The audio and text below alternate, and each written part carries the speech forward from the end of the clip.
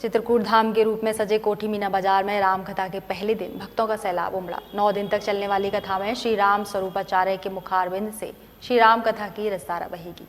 श्री कामतनाथ सेवा समिति द्वारा आयोजित श्री राम कथा में कामतगिरी पीठाधीश्वर स्वामी श्री राम स्वरूपाचार्य ने भक्तों को बताया कि आगरा ऐसी नगरी है जिस पर भगवान शिव की बड़ी कृपा है। आगरा के चारों कोनों पर भगवान शिव स्वयं रक्षक के रूप में विराजमान है। उन्होंने कहा, कथा स्थल चित्रकूट धाम कोठी मीना बाजार ऐसी पावन भूमि है जिस पर बड़े बड़े संत महात्माओं ने राम कथा भागवत कथा के माध्यम से भक्तों को सत्संग का अमृतपान कराया है।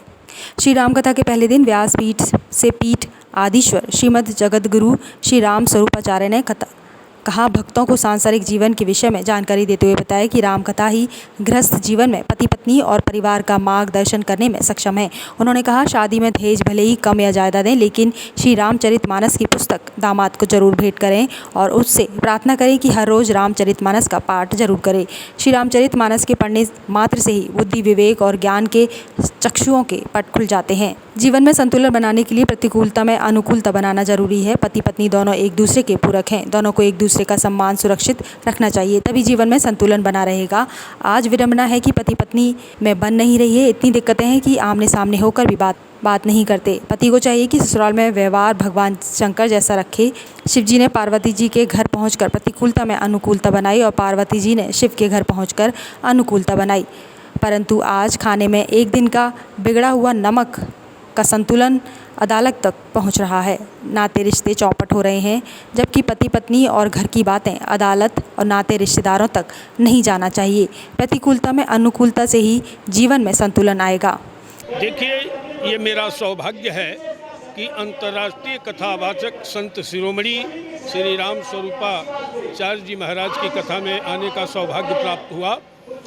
आज पूरे देश में, विशेष रूप से भारत में, सनातन धर्म, संस्कृति, सभ्यता और ब्राह्मण, गौ, गीता, गंगा के अपमान में कुछ अवांछनीय राक्षसी प्रवृत्ति के लोगों का बहुत तेज गति से आक्रमण चल रहा है, जिसे रोकना परमावश्यक है। ऐसे में ऐसे महामनीषी जनों के सानिध्य में इस राक्षसों के वेग को रोका जा सकता है। इस दिशा में इन लोगों का काम काफ़ी सराहनीय है। मानस जो है वो मन करी अनल विषय बन जरई, सुखी हो ही जो ऐसर परई। तो ये मानस जो है ऐसा पवित्र ग्रंथ है। तुलसी ने समन्वयवाद का इतना सुंदर, समाजवाद का इतना सुंदर, परिवारवाद का इतना सुंदर, मर्यादा का इतना सुंदर रूप दिया है कि उसकी कोई तुलना अलग है नहीं। और हर जगह मानस की कथा का होना संतों द्वारा जरूरी है।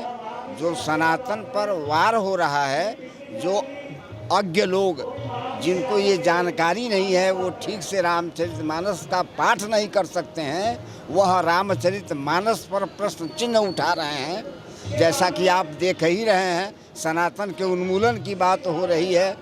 तो ऐसे विकृत विचारों के लोगों की शुद्धि भी इसी मानस कथा के द्वारा होगी। बहुत बहुत पापियों के पाप धुल गए। और ये आज हमारे राम प्रकाश त्रिपाठी जी जो आए हैं, हमें बहुत गर्व का महसूस हो रहा है।